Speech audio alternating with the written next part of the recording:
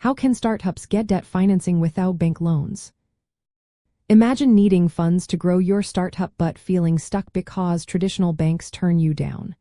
Well, there are other ways to get the money you need without relying on bank loans.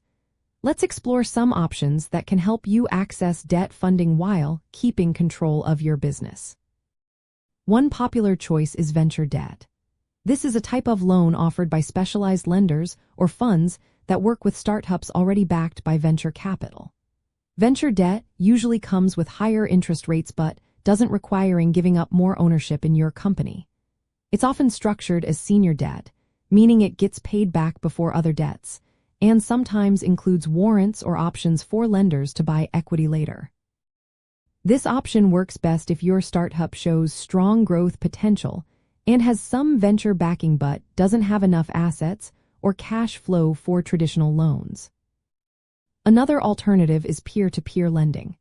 This method connects startups directly with individual investors through online platforms. It bypasses banks entirely, making approval faster and more flexible. Loan amounts can range from a few $1,000s to several $100,000, depending on your profile and the platform. Interest rates vary but tend to be competitive, especially if you have a good credit profile. Revenue-based financing is also gaining popularity. Here, you receive capital in exchange for a percentage of your future revenue. You pay back until a set amount is reached. This method doesn't require collateral or giving up equity, and your repayments are tied to how well your business performs.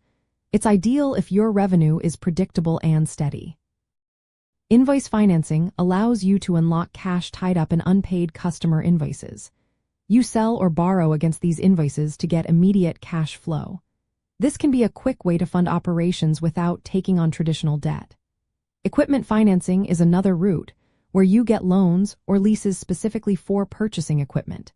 The equipment itself acts as collateral, making approval easier for startups that need specific assets. Using business credit cards can also provide short-term funds for day-to-day expenses.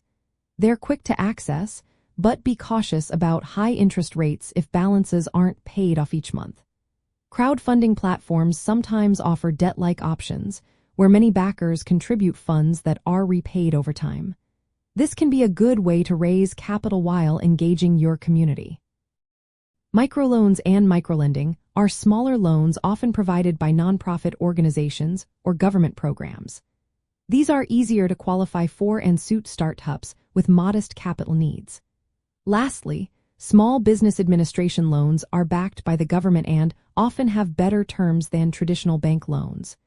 They are accessible to startups that meet certain criteria and can be a reliable funding source. For founders looking to network and invest, these options open doors to specialized lenders and platforms that understand startup needs.